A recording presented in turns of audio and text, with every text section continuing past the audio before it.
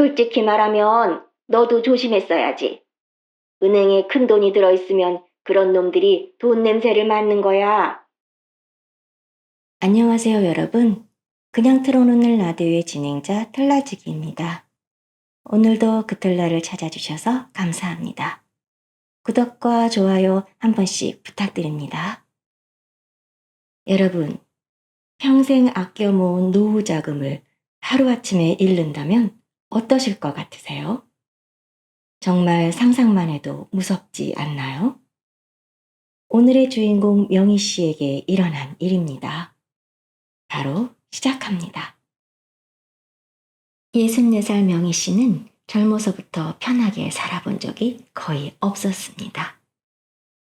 남편이 일찍 세상을 떠나 하나뿐인 딸 지안이를 키우는 일은 온전히 명희 씨의 몫이었지요. 명희 씨는 숨 쉴 틈도 없이 일을 할 수밖에 없었어요. 새벽엔 식당 주방에서 설거지를 했고, 오전에는 반찬 가게에서 김치를 담갔고, 오후엔 마트 계산대에서 손님들의 물건을 찍었습니다. 그렇게 벌어도 명희 씨는 돈을 쉽게 쓰지 못했어요. 딸이 어릴 때는 딸 학원비가 먼저였고, 딸이 대학에 들어간 뒤에는 등록금이 먼저였지요. 딸이 취직한 뒤에도 명희 씨는 습관처럼 아꼈습니다. 겨울 외투 하나를 사려다가도 생각했습니다. 아직 입을만 한데 뭐. 친구들이 여행을 가자고 해도 웃으며 말했습니다.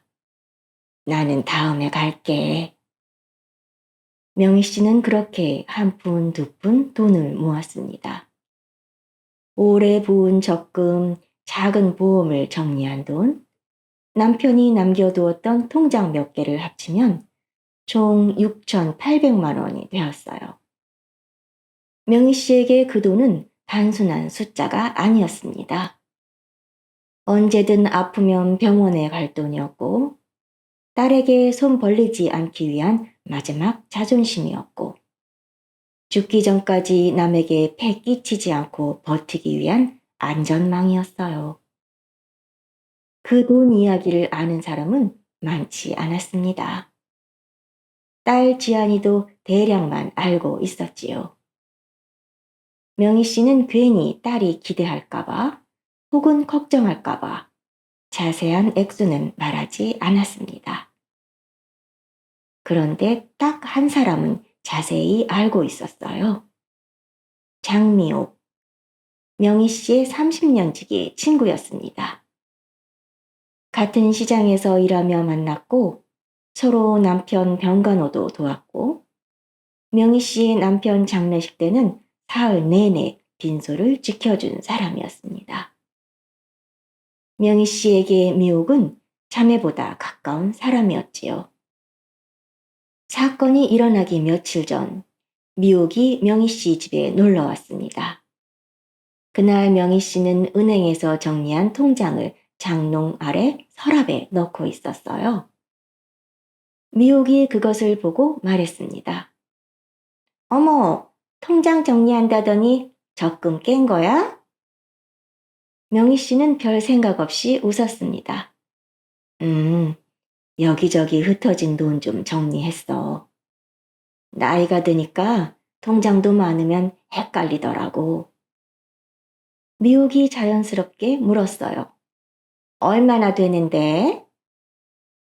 명희 씨는 처음엔 말하지 않으려 했습니다. 하지만 30년 지기 친구 앞에서 숨기는 것도 왠지 우스워 보였습니다. 6,800이 조금 안 돼. 미옥은 눈을 크게 떴습니다. 많이 모았네. 대단하다. 명희 씨는 손사래를 쳤어요. 많긴 뭐가 많아. 이걸로 병원비하고 나중에 지안이한테 손 안 벌리고 살아야지. 그때 현관 쪽에서 부스럭 소리가 들렸습니다. 하지만 명희 씨는 바람이 불었나 보네 하고 대수롭지 않게 넘겼어요. 미옥이 시계를 보더니 말했습니다. 아들한테 여기로 과일 좀 가지고 오라고 시켰는데 왜 안 오지? 이번에 시골에서 친구가 과일을 좀 보내줬어. 그리고 며칠 뒤 낯선 번호로 전화가 왔습니다. 명희 씨가 전화를 받자 저음의 남자 목소리가 들렸어요. 서지한 씨 어머니 되십니까? 명희 씨는 깜짝 놀라 물었습니다. 네? 우리 지안이요? 상대는 아주 차분했습니다. 따님 관련해서 급히 확인할 일이 있습니다. 지금 따님이 범죄 상황에 연루되어 있습니다. 직접 통화는 어렵습니다. 명희 씨는 가슴이 철렁 내려앉았습니다. 상대는 딸의 이름만 알고 있는 것이 아니었어요. 딸이 다니는 회사 이름도 말했고, 심지어는 얼마 전 딸이 회사 일로 힘들어했다는 것까지 알고 있었습니다. 이 일이 커지면 따님 직장에도 알려질 수 있습니다. 얼마 전 따님이 직장 동료와 문제가 생겨서 조심해야 하는데 이 일까지 알려지면 따님은 직장에서 해고될 수 있습니다. 그 한마디에 명희 씨의 머리가 하얘졌습니다. 우리 지안이가 무슨 잘못을 했는데요. 지금은 말씀드릴 수 없습니다. 어머니가 차분히 도와주셔야 합니다. 계좌이체는 기록이 남습니다. 현금으로 먼저 확인 절차를 밟아야 합니다. 지나고 생각하면 말도 안 되는 말이었습니다. 하지만 그 순간 명희 씨는 이성적으로 생각할 수가 없었어요. 딸이 곤란해질 수 있다는 말만 귀에 꽂혔거든요. 상대는 계속 재촉했습니다. 시간이 없습니다. 따님을 보호하려면 어머니가 바로 움직이셔야 합니다. 전화 끊지 마세요. 명희 씨는 은행으로 달려갔습니다. 은행 문 앞에서도 명희 씨는 딸에게 전화를 걸까 말까 몇 번이나 망설였어요. 하지만 수학이 넘은 남자가 계속 전화를 끊지 못하게 했어요. 통화가 끊기면 딸 쪽으로 바로 연락이 갈 거라고 했습니다. 결국 명희 씨는 그 말을 따를 수밖에 없었어요. 은행 직원이 큰 금액인데 혹시 어디 쓰실 돈이실까요? 라고 물었을 때도 제대로 대답하지 못했습니다. 직원은 다시 한번 확인했습니다. 요즘 전화 금융 사기가 많아요. 혹시 누가 시켜서 찾으시는 건 아니죠? 그 말에 명희 씨는 오히려 더 겁을 먹었습니다. 전화기 너머 남자가 낮게 말했습니다. 어머니, 은행 직원한테 말하면 따님 일이 커집니다. 따님 결혼 자금이라고 하세요. 명희 씨는 마른 입술로 말했습니다. 딸이 곧 결혼을 해요. 돈을 받는 순간 손바닥이 식은땀으로 젖었습니다. 은행 봉투가 생각보다 두꺼웠어요. 평생 모은 시간이 한 손에 들려있는 것 같았습니다. 그 무게가 이상하게 무거웠습니다. 집으로 돌아오는 길에는 누가 따라오는 것 같아 몇 번이나 뒤를 돌아봤습니다. 평소라면 버스를 탔을 거리도 택시를 탔지요. 딸을 구해야 한다는 생각과 지금 무언가 크게 잘못되고 있다는 느낌이 계속 부딪혔습니다. 하지만 전화 속 남자는 명희 씨가 생각할 틈을 단 한순간도 주지 않았습니다. 명희 어머님, 지금 망설이면 따님이 곤란해집니다. 시집도 못 가고 사회생활도 못 합니다. 시간이 없습니다. 그 말들이 명희 씨를 몰아붙였습니다. 그날 명희 씨는 돈을 3개의 봉투에 나누어 준비했습니다. 상대는 장소도 나누어 불렀습니다. 시장 뒤편 오래된 공중전화 근처, 동네 공원 화장실 뒤 벤치 아래, 얼마 전 폐업한 세탁소 앞 큰 화분 뒤, 누가 보는지 확인하지 마십시오. 전화를 끊지 말고 그대로 움직이십시오. 명희 씨는 시키는 대로 했습니다. 첫 번째 봉투를 두고 나올 때는 다리가 풀렸습니다. 두 번째 봉투를 벤치 밑에 밀어 넣을 때는 손에 흙이 묻었습니다. 세 번째 봉투를 화분 뒤에 두고 나올 때는 울음이 터질 것 같았습니다.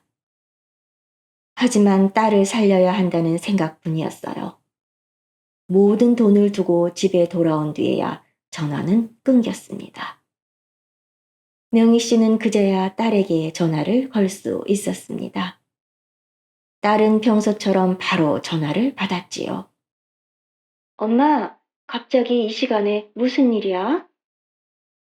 그 목소리를 듣는 순간 명희 씨는 주저앉았습니다. 딸에게는 아무 일도 없었어요. 그 순간 명희 씨는 자신이 당했다는 사실을 깨달았습니다. 명희 씨는 딸에게 이 사실을 바로 말하지 못했습니다. 수치심이 먼저 밀려왔어요. 자신이 너무 어리석어 보였거든요. 평생 아껴 모은 돈을 전화 한 통에 들고 나가 바쳤다는 사실을 딸이 알면 어떻게 볼까 두려웠습니다. 명희 씨가 며칠을 앓다가 가장 먼저 부른 사람은 미옥이었습니다. 미옥은 전화를 받자마자 달려왔어요. 아이고 명희야, 어떡하니? 미옥은 명희 씨를 안아주었습니다. 물도 떠다 주고 죽도 끓여주고 약국에서 신경 안정제도 사다 주었습니다. 명희 씨는 친구의 품에서 아이처럼 울었습니다. 나 이제 어떻게 살아? 그 돈을 내가 어떻게 모았는데? 미옥은 명희 씨 등을 쓸어주며 말했습니다. 살아있으면 됐어. 돈은 또 모으면 되지. 그 말이 참 따뜻하게 들렸습니다. 그런데 그 다음부터 미옥의 말은 조금씩 이상해졌습니다. 명희 씨가 경찰서에 가야겠다고 하자 미옥은 극구 말렸어요. 신고한다고 돈이 돌아오니? 형사들이 이것저것 물어보면 너만 더 초라해져. 동네 사람들 귀에 들어가면 어떻게 얼굴 들고 다니려고 그래? 명희 씨는 사실 경찰서라는 말만 들어도 두려웠습니다. 미옥의 말이 맞는 것도 같았지요. 딸에게 말하겠다고 하자 미옥은 더 강하게 막았습니다. 지안이한테는 절대 말하지 마. 자식한테 그런 짐 지우는 거 아니야. 엄마가 평생 모은 돈을 그렇게 잃었다고 하면 애가 엄마를 어떻게 보겠어? 그냥 너하고 나만 알고 넘어가자. 내가 옆에 있어 줄게. 명희 씨는 그 말에 고개를 끄덕였습니다. 그때는 명희 씨도 몰랐습니다. 위로처럼 들리는 말이 사실은 자신의 입을 틀어막고 있는 말이라는 것을요. 그 후로도 미옥은 거의 매일 찾아왔습니다. 밥을 챙겨주고 쓰레기를 버려주고 밤이면 전화를 걸었습니다. 그리고 대화의 끝은 항상 같았습니다. 잊어버려. 다 털고 이겨내. 신고해도 못 찾아. 딸한테는 말하지 마. 어느 날 명희 씨가 힘없이 중얼거렸습니다. 그 목소리 어디서 들어본 것 같기도 해. 미옥은 바로 명희 씨의 말을 끊었습니다. 보이스 피싱 당한 사람들은 다 그렇게 느낀대. 충격받으면 기억이 섞이는 거야. 너 그날 제정신 아니었다며. 네 기억을 믿지 말어. 괜한 사람 의심하다가 더 망가져. 그 말은 명희 씨를 더 초라하게 만들었습니다. 명희 씨는 점점 자신을 믿지 못하게 되었어요. 목소리가 귀에 익었다는 느낌도, 전화 속 남자가 이상하게 동네 사정을 잘 안다는 느낌도 모두 자신이 충격받아 만들어낸 착각 같았습니다. 하지만 이상한 일은 계속되었어요. 미옥은 피해 금액을 정확히 알고 있었습니다. 어느 날 미옥이 말했어요. 6,800이 작은 돈은 아니지만 목숨 잃은 건 아니잖아. 명희 씨는 멈칫했습니다. 내가 너한테 잃은 액수까지 말해줬어? 미옥은 아주 잠깐 눈을 피했습니다. 네가 저번에 모은 돈을 말해줬잖아. 그래서 알지. 명희 씨는 다시 입을 닫았습니다. 또 한 가지 이상한 점이 있었습니다. 미옥의 아들 성우가 갑자기 돈을 쓰기 시작한 겁니다. 성우는 34살이었지만 아직 제대로 된 직장을 가져본 적이 없었어요. 자기 방에서 게임을 하느라 집 밖으로 거의 나오지도 않았고요. 그런데 동네 마트 앞에서 마주친 성우가 새 휴대폰을 들고 있는 겁니다. 발에는 비싼 운동화를 신고 있었고 손목에는 전에 못 보던 시계도 차고 있었어요. 그리고 밤에는 술에 잔뜩 취해 택시를 타고 들어오는 모습을 동네 사람들이 여러 번 봤다고 했습니다. 미옥의 아들 성우에게 요즘 큰 돈이 생겼나 봐. 술을 얼마나 마셨는지 골목에서 비틀거리더라. 새 오토바이도 알아본다던데? 그 말들을 들을 때마다 명희 씨의 마음 한구석이 서늘했습니다. 하지만 곧 스스로를 나무랐지요. 내가 지금 무슨 생각을 하는 거야? 그 애를 갓난아기 때부터 봤는데. 그런데 미옥의 반응이 너무나 이상했습니다. 하루는 명희 씨가 조심스럽게 물었습니다. 성우가 요즘 어디 취직했어? 미옥은 바로 표정이 굳어졌습니다. 왜? 아니, 새 휴대폰도 산 것 같고. 미옥의 목소리가 날카로워졌습니다. 너 지금 우리 애를 의심하는 거야? 명희 씨는 당황했습니다. 아니, 그런 게 아니라 난 취업했으면 축하해 주려고. 하지만 미옥은 명희 씨의 말을 단칼에 잘랐습니다. 보이스피싱 당하고 나서부터 네가 사람을 너무 의심하는구나. 그러면 안 돼. 그럼 네 마음만 더 망가져. 명희 씨는 또 미안해졌습니다. 그날 밤 늦게 명희 씨는 미옥에게 다시 전화를 걸었습니다. 잠이 오지 않았거든요. 눈을 감으면 시장 뒤 공중전화와 공원 벤치와 세탁소 앞 화분이 번갈아 떠올랐습니다.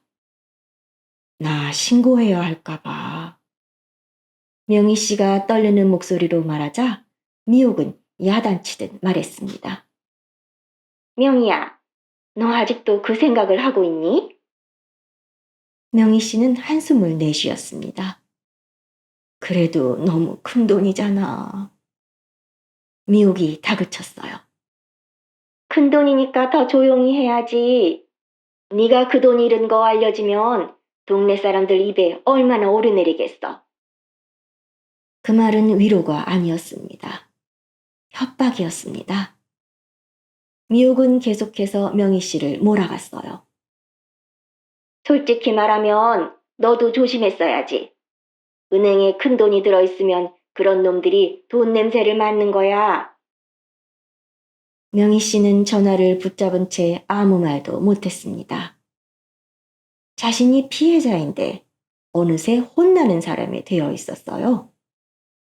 피해를 당한 사람은 자신인데 자꾸 친구에게 사과하게 되었습니다.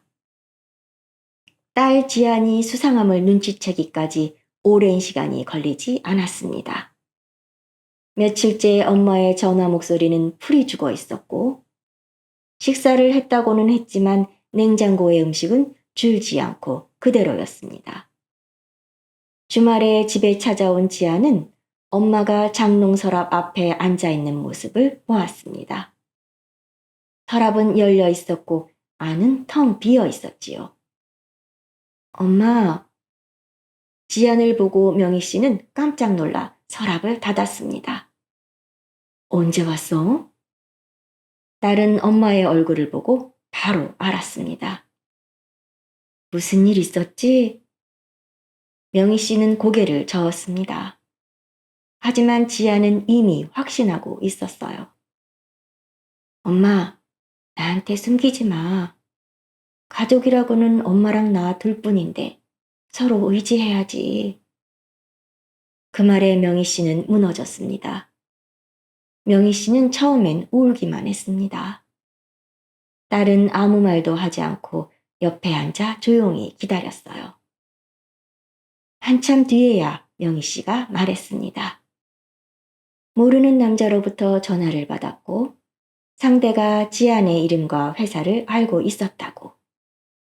딸이 곤란해질 수 있다고 해서 너무 무서웠다고. 그래서 돈을 모두 찾아서 세 군데에 두고 왔고 모두 잃었다고. 지아는 충격을 받았지만 엄마를 탓하지 않았습니다. 대신 조용히 엄마의 손을 잡았습니다.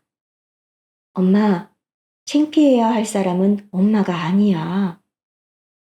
그 말에 명희 씨는 다시 울음을 터뜨렸습니다. 내가 너무 바보 같았어. 아니야. 엄마가 바보라서 당한 게 아니야. 엄마를 겁먹게 만든 사람이 교활한 거야. 지아는 바로 움직였습니다. 지아는 엄마가 돈을 두고 온 날 입었던 외투도 확인했습니다. 주머니 안에는 은행 번호표가 구겨진 채 들어있었어요. 봉투를 움켜쥔 손에 땀이 얼마나 많이 났는지 지폐 냄새와 파스 냄새가 아직도 배어 있었습니다. 엄마, 이 번호표 버리지 말자.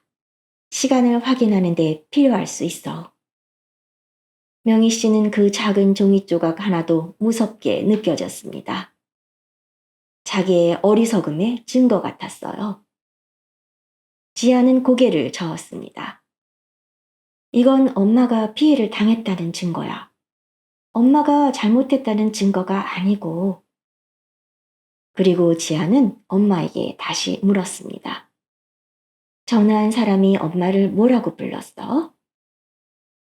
처음엔 서지안 씨 어머니라고 했고, 나중에는 명희 어머님이라고 했던 것 같아.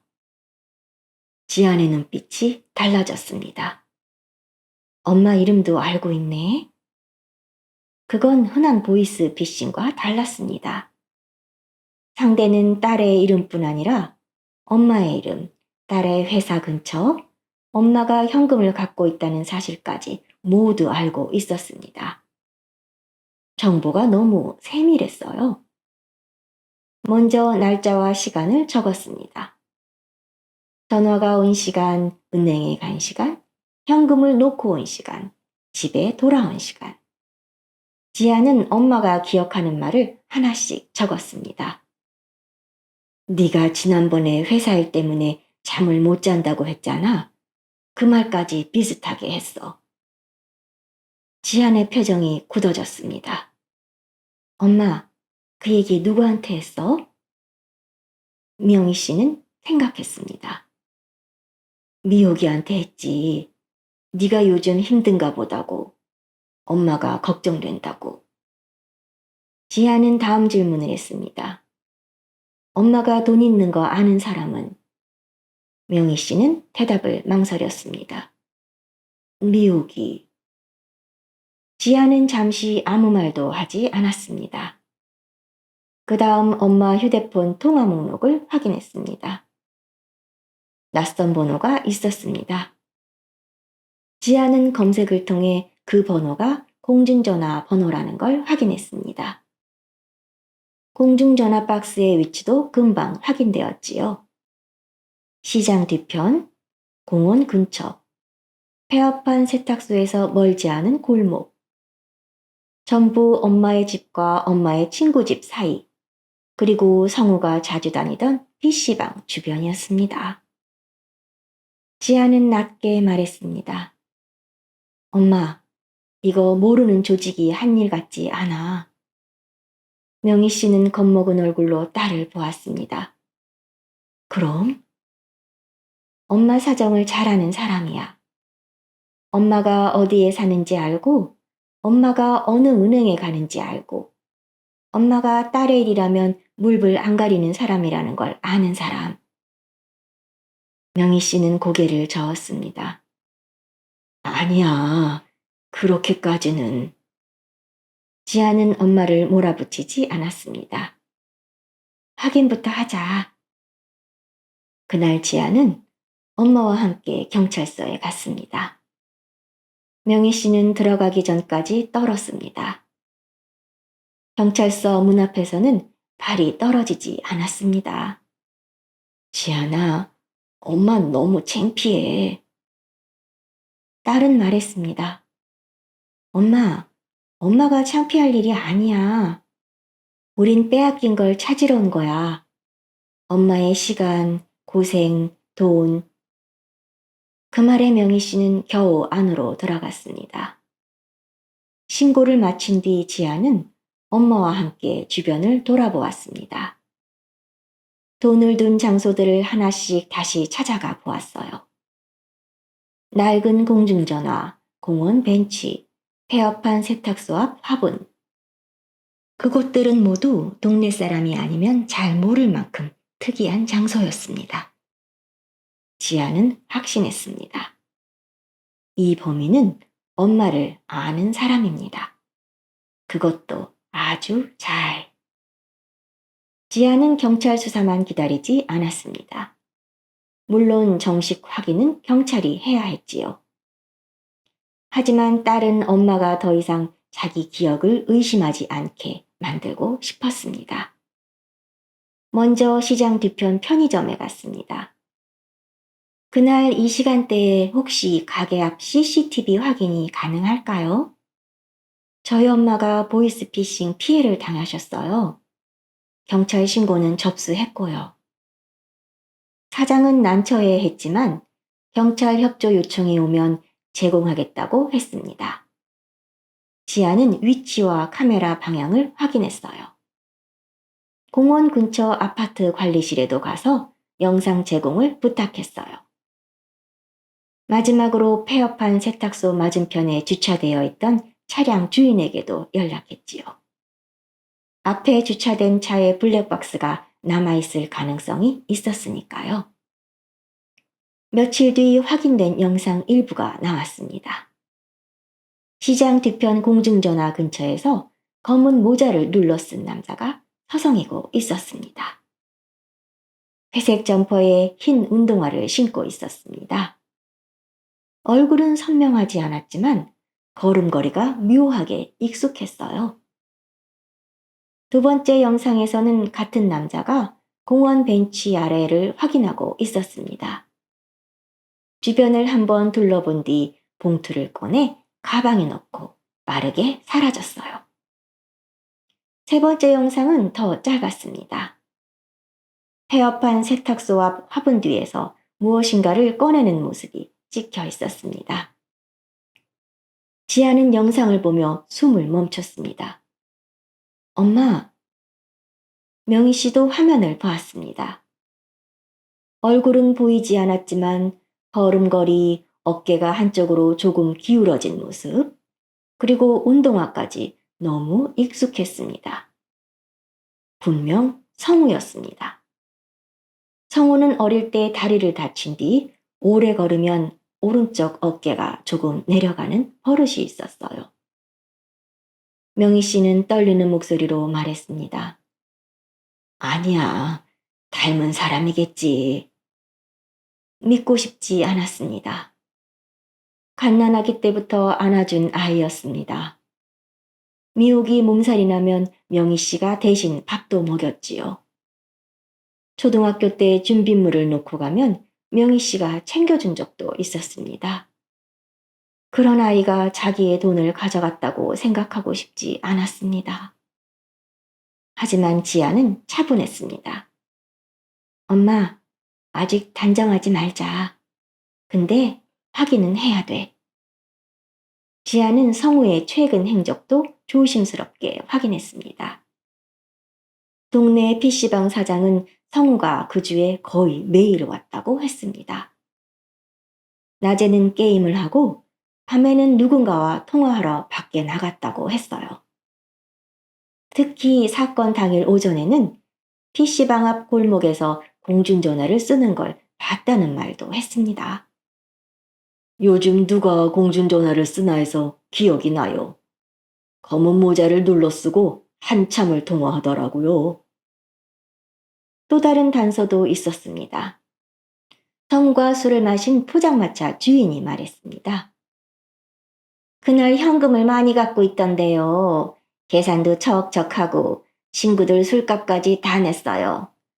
백수라면서 웬 돈인가 했지요. 지아는 그 말을 듣고 턱에 힘을 주었습니다. 엄마가 공원 벤치 밑에 넣어둔 돈이 누군가에게는 그날 밤 술값이 된 겁니다. 그리고 다음 날 미옥이 평소처럼 죽을 싸들고 명희 씨 집에 찾아왔습니다. 명희야, 너 얼굴이 너무 상했다. 이거 좀 먹어. 명희 씨는 죽고르을 받지 못했습니다. 지아는 일부러 자리를 비우지 않고 앉아 있었습니다.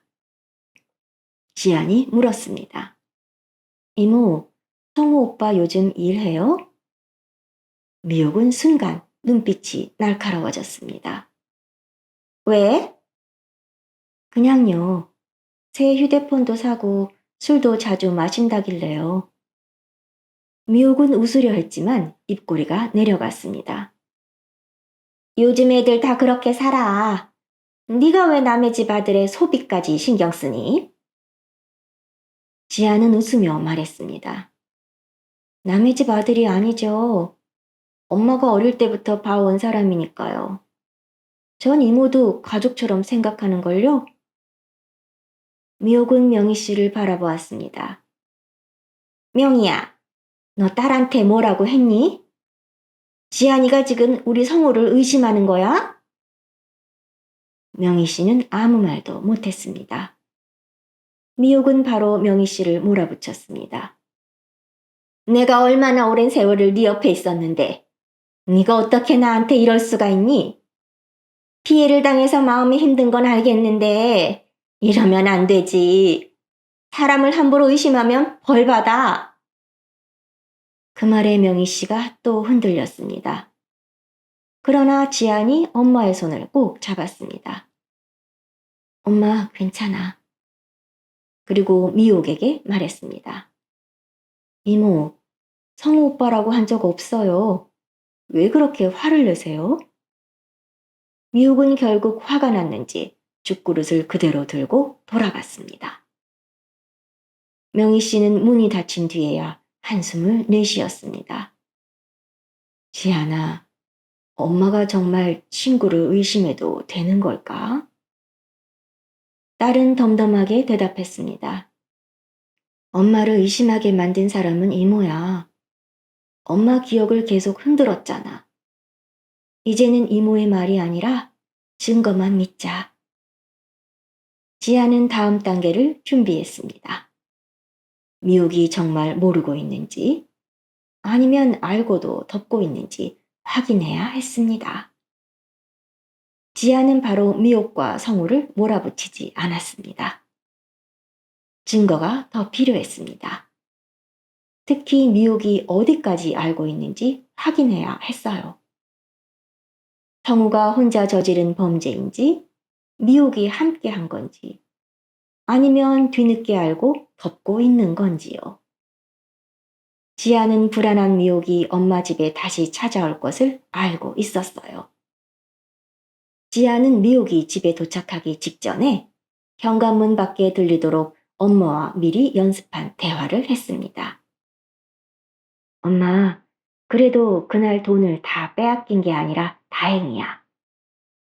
집 안으로 들어가려던 미옥이 걸음을 멈추고 귀를 쫑깃했습니다. 지아는 은밀한 목소리로 엄마에게 다짐시켰어요. 엄마가 폐물 판 돈 1,000만 원을 통장에 미처 넣지 않고 갖고 있어서 오히려 돈을 지키게 된 거잖아. 그러니까 이제는 아무에게도 이 돈 얘기하면 안 돼. 미옥이 이모한테도 절대 말하지 마. 알았지? 명희 씨는 단호한 말투로 대답했어요. 그래, 이제 아무에게도 돈 얘기 안 할게. 미옥이한테도 안 할 거야. 지아는 계속 말했어요.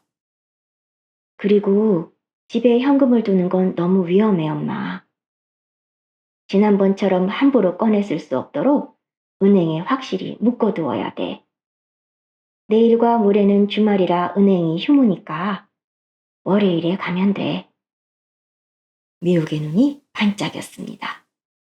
미옥은 발소리가 집안에 들리지 않게 조심조심 천천히 발길을 돌려 자신의 집을 향했습니다. 그날 밤 바로 성우가 명희 씨의 아파트에 나타났습니다.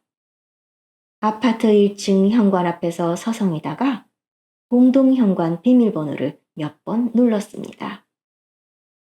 비밀번호가 바뀌어 들어오지 못하자 뒤쪽 주차장으로 돌아갔습니다. 이 모습이 모두 아파트 CCTV에 찍혔어요. 명희 씨는 창문 너머로 그 모습을 보며 한참 말을 잃었습니다. 미옥이가 우리 이야기를 몰래 듣고 성우에게 말해 주었구나. 미옥 모자가 미끼를 문 것을 확인한 지안이 대답했어요. 이모가 성우 오빠한테 바로 말한 거야. 이제 미옥이 무언가를 알고 있다는 건 분명해졌습니다. 다음날 지아는 엄마와 함께 미옥을 불렀습니다. 미옥은 처음엔 평소처럼 들어왔습니다. 손에는 반찬통이 들려 있었어요. 명희야, 네가 좋아하는 장조림 좀 해왔어. 밥이라도 먹어야지. 지난번엔 나도 괜히 흥분했어. 미안해. 명희 씨는 그 반찬통을 보며 마음이 이상했습니다. 며칠 전까지만 해도 고맙게 느껴졌던 손길이 이제는 입을 막기 위한 도구처럼 보였습니다. 지안이 먼저 말문을 열었습니다. 이모, 앉으세요. 미옥은 뭔가 이상한 분위기를 느꼈는지 얼굴이 굳어졌습니다. 왜 이렇게 심각해? 지아는 TV 화면에 CCTV 사진을 띄웠습니다. 시장 뒤 공중전화, 공원 벤치, 세탁소 앞 화분, 그리고 아파트 현관 앞. 그곳에 나타난 검은 모자와 회색 점퍼의 남자. 미옥은 화면을 보자마자 눈을 피했습니다. 명희 씨가 물었습니다. 성우 맞지? 미옥은 바로 대답하지 못했습니다. 화면도 흐린데 뭘?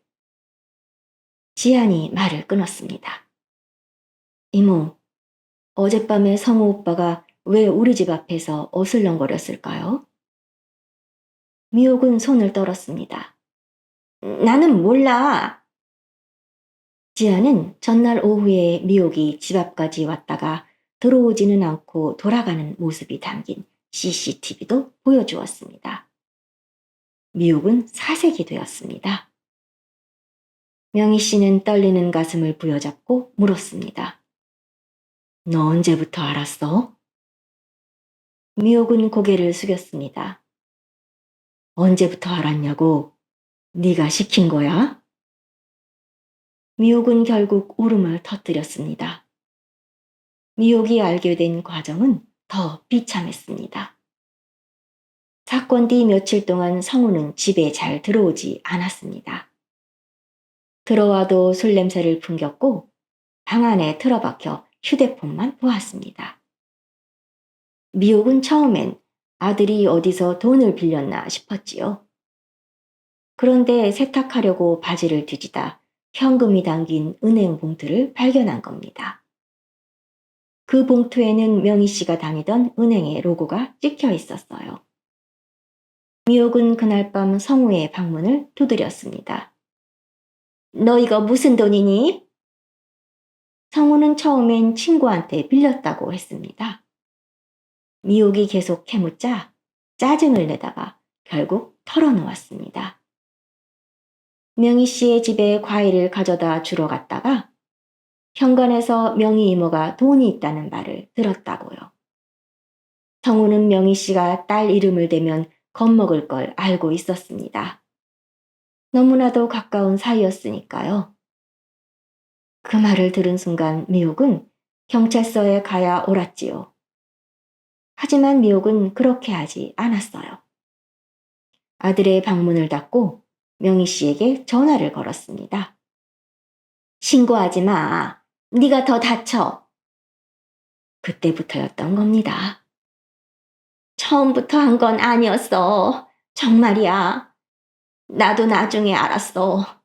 성우가 갑자기 돈을 쓰고 술을 그렇게 먹고 들어오니까 이상해서 캐물었어. 그랬더니 애가 울면서 말하더라. 자기가 잠깐 미쳤었다고. 명희 씨는 가만히 듣고 있었습니다.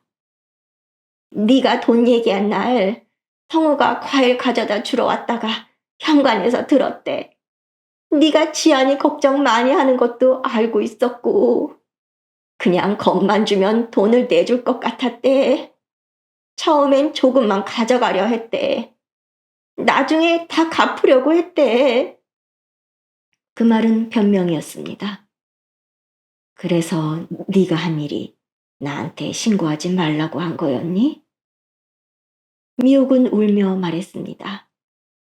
그럼 내가 어떻게 해? 내 아들이잖아. 너는 내 옆에서 내가 죽고 싶다고 우는 걸 봤잖아. 미옥은 고개를 들지 못했습니다. 나도 매일 지옥이었어. 명희 씨는 처음으로 친구를 차갑게 바라보았습니다. 지옥은 네가 만든 거야. 나는 그 안에서 혼자 내 잘못인 줄 알고 있었고. 미옥은 다급하게 손을 뻗었습니다. 돈은 갚을게. 성과 일해서 갚게 할게. 조금만 시간을 줘. 고소만 하지 마. 전과 생기면 우리 성우의 인생은 끝나. 미옥은 지안에게도 매달렸습니다. 지안아, 너도 성우 오빠 어릴 때부터 봤잖아. 한 번만 봐줘. 젊은 애가 순간적으로 실수한 거야. 지안은 차갑게 대답했습니다. 순간적으로 실수한 사람이 공중전화 3군데에서 전화하고 3장소로 돈을 나눠 가져가고 현금이 더 있다는 말을 듣고 밤에 우리 집까지 또 와요? 미옥의 얼굴이 하얘졌습니다. 이모는 엄마를 위로한 게 아니에요. 엄마가 움직이지 못하게 막은 거예요. 명희 씨도 천천히 그러나 단호히 말했습니다. 우리 사이는 성우가 내 돈을 가져간 날 끝난 게 아니야. 네가 알고도 내 입을 막은 날 끝났어. 미옥은 마지막까지 매달렸습니다. 집 앞에서도 기다렸고 시장 입구에서도 붙잡았습니다. 문자도 계속 보냈습니다. 명희야, 한 번만 만나줘. 내가 무릎 꿇을게. 돈은 어떻게든 갚을게. 성우가 감옥 가면 나는 못 살아. 우리가 30년 친구잖아. 명희 씨는 그 문자들을 볼 때마다 손이 떨렸습니다. 30년. 물론 그 세월이 가볍지는 않았습니다. 함께 늙어온 시간이 있었고 서로의 부엌 냄새까지 아는 사이였습니다. 남편 장례식장에서 미옥이 자기의 손을 잡고 울던 기억도 있었습니다. 그래서 더 아팠습니다. 모르는 사람이 돈을 훔친 것보다 알고 지낸 사람이 자기 마음까지 이용했다는 사실이 더 아팠습니다. 지아는 엄마에게 말했습니다. 엄마, 돈만 생각하면 흔들릴 수 있어. 그런데 이모가 엄마한테 뭘 했는지 생각해봐. 명희 씨는 조용히 고개를 끄덕였습니다. 미옥은 성우를 데리고 찾아오기도 했습니다. 성우는 반쯤 죽어 있었어요. 예전처럼 명희 이모, 하고 웃던 모습은 없었습니다. 그는 현관 앞에서 고개를 숙였습니다. 정말 죄송합니다. 명희 씨는 그 얼굴을 한참 보았습니다. 어릴 때 열이 나서 미옥이 울면서 업고 병원 갔던 아이. 명희 씨가 밥을 먹이고 생일 때 10,000원짜리 지폐를 손에 쥐어주었던 아이. 그런 아이가 자기의 돈을 훔쳤습니다. 성우는 중얼거렸습니다. 제가 진짜 잠깐 정신이 나갔어요. 빚이 좀 있어서. 이모가 돈 있다는 소리를 듣고 성우는 끝까지 자기 죄를 줄여보려고 애썼어요. 진짜 보이스피싱처럼 하려던 건 아니었어요. 이모가 부자인 줄 알았어요. 아니, 적어도 그 돈 없어도 살 수 있는 줄 알았어요. 그 말에 명희 씨는 처음으로 목소리를 높였습니다. 그 돈 없어도 산다고? 성우는 고개를 들지 못했습니다. 그 돈은 내가 살아남으려고 모은 돈이야. 병원비 무서워서 딸한테 돈 벌리기 싫어서 10년 넘게 허리 아픈 날에도 일해서 모은 돈이야. 너한테는 그저 돈 봉투였겠지만 나한테는 내 남은 날들이었어. 방안이 조용해졌습니다. 명희 씨는 가장 화가 났던 부분에 대해 물었습니다. 내 딸 이름은 왜 팔았니? 내가 지안이 일이라면 겁먹을 거라는 걸 알았지? 성우의 입술이 떨렸습니다. 죄송합니다. 명희 씨는 고개를 저었습니다. 너는 돈만 가져간 게 아니야. 내가 내 딸 전화를 받을 때마다 심장이 내려앉게 만들었어. 내가 내 기억을 의심하게 만들었고, 내가 바보라서 당했다고 믿게 만들었어. 미옥이 울며 끼어들었습니다. 명희야, 애가 사과하잖아. 돈도 갚겠다잖아. 명희 씨는 미옥을 보았습니다. 너는 아직도 돈 얘기에만 하는구나. 돈을 갚는다고 네가 내 옆에서 한 말들이 없어지니? 네가 나한테, 딸한테 말하지 말라고 한 거, 신고하면 더 초라해진다고 한 거, 내 기억을 믿지 말라고 한 거, 그 말들이 없어져? 미옥은 아무 말도 못했습니다. 결국 명희 씨는 경찰 조사에 협조했습니다. 성우는 처음에는 장난처럼 시작했다며 나중에 갚으려고 했다고 했어요. 하지만 명확한 범죄 기록들이 남아 있었지요. 그리고 미옥이 알고도 신고를 막았던 정황들도 문제가 됐습니다. 게다가 비록 미끼였지만 현금이 더 있다는 말을 아들에게 전달한 사실은 미옥이 공범이나 다를 바 없다는 증거였어요. 모든 돈이 바로 돌아온 건 아니었습니다. 사실 돌아오지 못할 돈도 많았습니다. 성우는 이미 상당한 금액을 써버렸고 일부는 빚을 갚는 데 들어갔다고 했습니다. 하지만 명희 씨는 더 이상 돈만 보고 울지 않았습니다. 처음으로 자신이 피해자였다는 사실을 받아들였습니다. 부끄러워해야 할 사람은 자신이 아니었어요. 딸 지안도 늘 곁에서 명희 씨를 위로해 주었지요. 엄마, 앞으로 무슨 일 있으면 제일 먼저 나한테 말해. 명희 씨는 고개를 끄덕였습니다. 그래, 이제 혼자 숨기지 않을게.